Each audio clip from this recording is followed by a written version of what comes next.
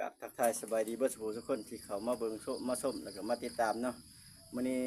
นี้พันม่อนเพิ่นมาหาทุกคนมาแล้วว่าสิชวนไปขึ้นภูนะทุกคนไปกลับว่าบ่ได้อยู่ได้นอนดอกว่าสวัสดีทุกคนวันนี้โซนผ่านบุญพื้นไปไล่หมูทุกคนเลยไปทางไหนไปทางหน้าปะค่าไปโฮมน้ำในผ่านใหญ่เขาเจ้าทุกคนเขาโทรมาว่าอันมื้อนี้เขาสิไปหาโฮหมูทุกคนเขาก็เลยสิไปนำเขาเจ้าทุกคนเลยไปรอลุ้นไปเตรียมเครื่องก่อนซั่นสิไปหาอยู่เฮือนเด้อซั่นเด้อไปโอเคไปติดตามมองนำกันทุกคนบาสิมานบ่ป้ากล่องหม้อซะคนเฮาก็ไปหาพันม่อนเพิ่นอยู่เฮือนนำมื้อนี้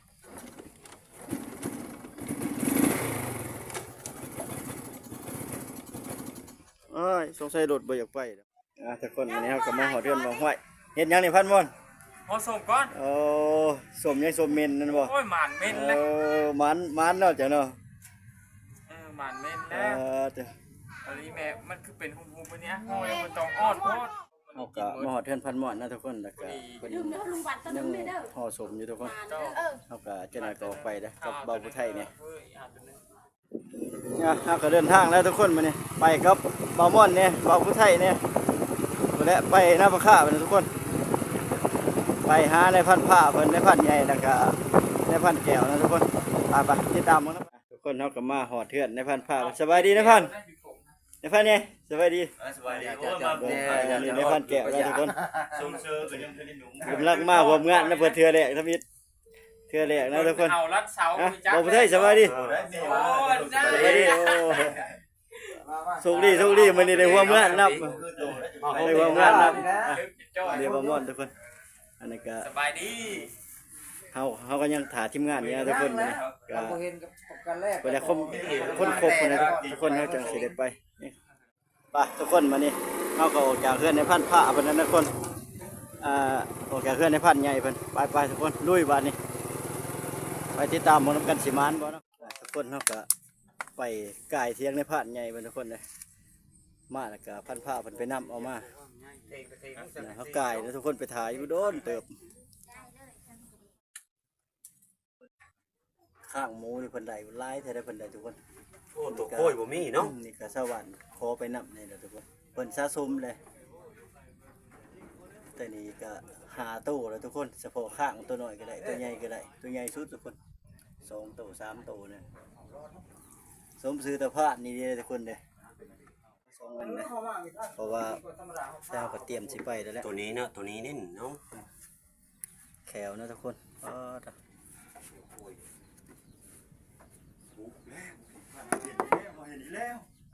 บุกเถียงในผ่านทุกคนมาเนี่ยแต่ผ่านใหญ่มันจะคล้องมาทุกคนในการแขวทุกคน5 โลไปแล้วนี่จ้ะลองมาไปเบิ่งของแถวเพิ่นอีกก่อนอันนี้ก็ผ่านใหญ่เลยทุกคน35 กิโลเลยทุกคนหัวมันนะของที่เพิ่นได้มาปีที่แล้วทุกคนเพิ่นได้เพิ่นสะสมทุกคนนะมื้อนี้บุกเถียงตะพานทุกคนเตรียมสิขึ้นโฮนะทุกคนแต่ว่ามาเบิ่งอุปกรณ์ที่เพิ่นหากินนะทุกคนอันนี้สายแหวเพิ่นนะทุกคนทางนั้นก็ยังมีอยู่ทุกคนหอยรับทราบอยู่ทุกคนเฮาก็พากันเดินทางแล้วนะทีมงานมาครบแล้วว่ากันไปแล้วบัดนี้ไปลุยๆทุกคนบัดนี้ติดตามเบิ่งมันๆแค่แน่มื้อนี้นะทุกคนเฮาก็มารวมกันครบทีมแล้ววันนี้ก็เฮาก็จะได้เป็นพาดนะบัดนี้ก็มาทุกคนกินกะทิก่อนน้ำกันห้องถังไปก่อนห้องถังนะบัดนี้กะทิก้อยเนาะห้องบ่ได้รู้จักไม่ดงผ่านม่วนมาทุกคนรอลุ้นเบิ่งน้ำกันนะทุกคนว่าเคยมาแต่ข้าวที่พ่อว่ามีเนาะดงนี่แหละทุกคนหมูขึ้นมาเนาะมาหาเล่นในเก้ามาวันนี้ก็เป็นกำลังแปลงนะในผ่านใหญ่เพิ่นก็ต้องใหญ่ๆฟาดนะทุกคนในพันใหญ่เป็นตาดักคนพวกพันให้เฮานะทุกคนก็สิพากันใหญ่ผมเลยแล้วก็ไต้ดอนก็จะเข้าไปละเอาม้าเข้าไปแล้วทุกคนในพันเพิ่นก็แต่งเฮาอยู่บางนี้เนาะเดี๋ยวกับพันม่อนอยู่ทางหลังนะในพันผ้าเพิ่นก็ไปต่อนะว่าไปทุกคนมานำหลังก็ไปย่างไปพุ่นเฮาอยู่บางนี้เนาะก็หมูมันอยู่ดอนนี่ทุกคนอยู่ดอนนี่นะ ผู้ไทยเพิ่นก็ไปทั้งพุ่นทุกคนทางนั้นก็เป็นพันม่อนเพิ่นอยู่บ่าวม่อนบรรณะนะทุกคนอยู่นี่นะมื้อนี้ก็โอ้ได้มารวมงานกับนายพันใหญ่เบิดมีแต่กลุ่มนายพันใหญ่ทุกคนเด้อติดตามเบิ่งนำกันสิมานบ่มื้อนี้นะไปทุกคนมานำหลังก็ไปย่างไปพุ่นเฮาอยู่วังนี้เนาะก็หมูมันอยู่ดอนนี่ทุกคนอยู่ดอนในนี่นะบ่าวผู้ไทยเพิ่นก็ไปทั้งพุ่นทุกคนทางนั้นก็เป็นพันม่อนเพิ่นอยู่บ่าวม่อนบรรณะนะทุกคนอยู่นี่นะมื้อนี้ก็โอ้ได้มารวมงานกับนายพันใหญ่เบิดมีแต่กลุ่มนายพันใหญ่ทุกคนเด้อติดตามเบิ่งนำกันสิมานบ่มื้อนี้นะคนตอนนี้ก็ซุ่มไว้ก่อนได้เพราะว่าคนเฮาก็น้อยแน่นะทุกคนแล้วเฮาก็สิถ้าผู้ที่เขาร้อนนะทุกคนพวกเขาไปเบิ่นหาห้อยนะทุกคนให้เขามาก่อนนะมาไล่โมเพิ่นมาลังแฟงนี่มาไล่พระนะ เอามาญาติซึ่งพระคำเกียวจะเอาไปโอ้แล้วทางไฟ ตอนนี้ก็ยังปรึกษาหารืออื่นอยู่ทุกคน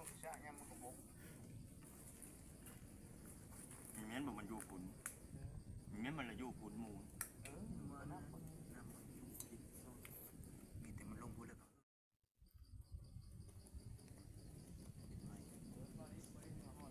ไอ้หมูมัน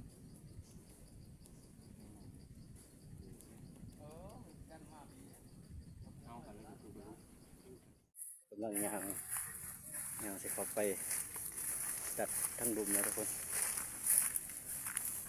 แล้วก็ไปกระเทยดอนเขาจะไปจุดเริ่มต้นบนกุกหอยมันนะทุกคนหอยหมูมันเขานี้เนาะมันเขาไปไหนเองทุกคนไปพักที่เขาอยู่ตำอิดนะทุกคนก็ได้ใหญ่ๆก็ลงมามันเตะสาใช่ไหม เอาไปเลยใช่ไหม หอยใหญ่นะทุกคนเขาพอดีปองนี้ได้มันไปนะในพันกับเขาแล้วทุกคนพักเขาร้อนแล้ว3 คนทุกคนเอิญเอามานี่นะเขาเด้อไปน้อยหนึ่งตัวกระตัดเราอยู่ไหนมีอยู่ตรงไหนเอาเด้อจุบก็เริ่มเขาแล้วทุกคนติดตามมันเข้าไปนะมาเอา2 เทื่อเลยทุกคนเทื่อตะบินเอาแลนทุกคนเทื่อที่2เขามาแลนคือนะโอ้นี่ร้อนเบาแล้วทุกคนติดตามผลกันนะเบิกจะบอกว่าตอนนี้เอากันลักนะทุกคนลักในบ้านบนอยู่กุกหอยมันทุกคนกุกหอยมันก็อยู่นี่นะทุกคนกุกหอยมันเข้าไปวางนี่นะเราดูน้ำกันทุกคนมาพอเลยทุกคนยินเสียงมาเห่าเลยทุกคนมันอยู่ใกล้นะ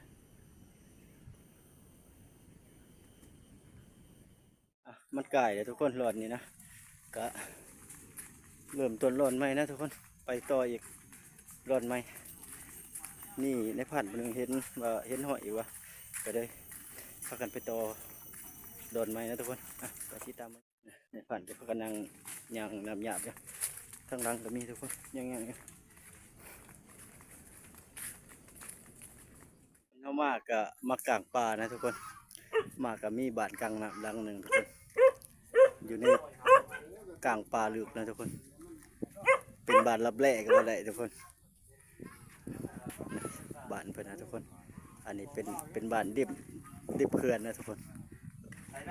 นี่เขื่อนเฉพาะของเพิ่นนะบ่เป็นเขื่อนไฟฟ้าเลยทุกคนเป็นเขื่อนแบบกันน้ำเลี้ยงป่าไปนะทุกคน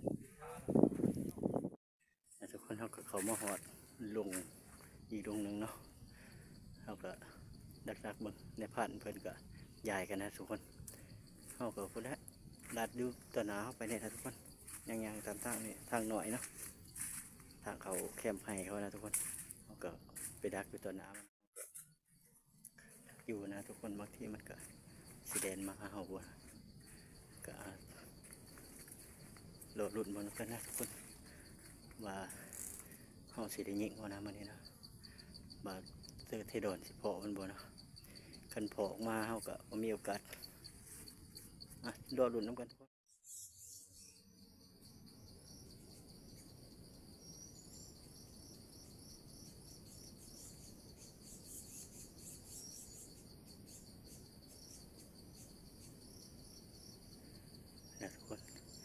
อยจะยืนนั่งดักอยู่เนี่ยทุกคนบ่เป็นบ่ถืออยู่เพราะว่าเขาก็นั่งดักอยู่เนี่ยนะเพราะว่าไทยร้อนเขาก็เข้าแล้วทุกคนนะเขาก็รอลุ้นน้ำกันนะทุกคน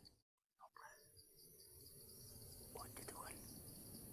ปวดจะว่าอย่างนี้นะ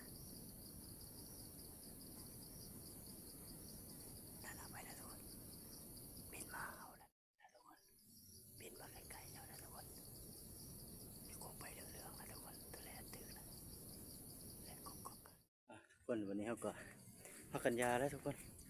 น้ำมูกกับเป็นแนวเอาหายด้วยมันไปใกล้พุ่นแล้วทุกคนแล้วน้ำมันก็คำเลยทุกคนก็เลยเขาจะเขาร้อนเขาจะโทรมาบอกว่าย่าแล้วได้ไปต่อบ่ได้น้ำดงปากกระสาใกล้แล้วเขาจะว่าก็ได้ภารกิจในเรื่องลบนะทุกคนมารวมกันแล้วทุกคนเลยเขามากะนี่พันบุญแล้วก็พันมอดแล้วก็พันแก้วเป็นจังได๋ได้พัน โอ้คือว่า ภารกิจมื้อนี้เป็นอะไร กว้างเนาะ เอาดงกวางแม่นนะเนาะ คนเฮามันคือว่าแล้วมันติดต่อกันนะดงตัวนี้นะมันติดต่อกันแบบบ้านย้อนบ้านเฮามันแก้มไก่หมูกับหมูใหญ่เด้มันสิบ่อยู่หมู่เฮา โอกาสหน้าเนาะมื้อนี้ โอกาสห ก็ น้า มากก็รุกก็บ่เป็นหยังหรอกก็ใจมากนะ ไก่มากเลยได้จ้ะ โอกาสหน้าวันนี้เฮา ใหญ่ ก็ ก็คือตาพันน้อยนั่นแหละครับมันบ่มาแล้วก็ เฮาก็สิได้พากันกลับแล้วทุกคนเด้มื้อนี้ก็รอลุ้นนํกันคลิปหน้าเพิ่นละมาแก้มือใหม่เด้อในพาดเด้อก็มาฮอดรถแล้วบัดนี้มาเอารถก็พากันกลับเลยกลับกับพันม่อนทุกคนเพราะว่าในพันใหญ่เพิ่นแบให้นะเฮาก็บ่ได้อันนี้นะเฮาเมื่อก่อนไปเมื่อก่อนทุกคน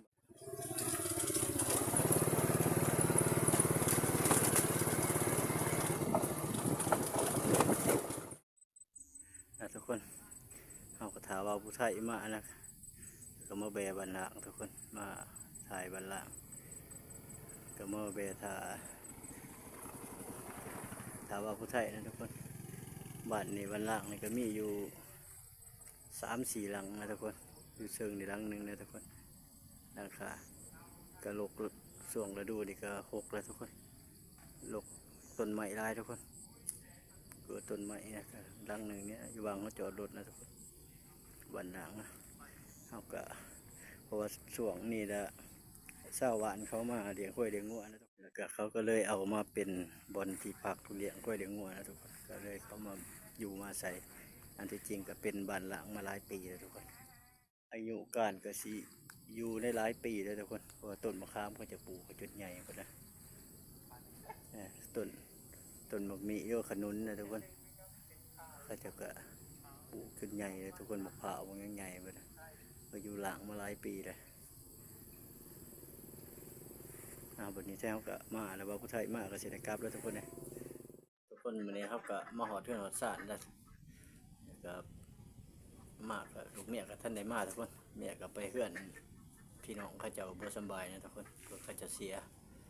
ถืออุบัติเหตุน้อยหนึ่งทุกคนเกิดอุบัติเหตุขึ้นโดยที่บ่คาดคิดนะ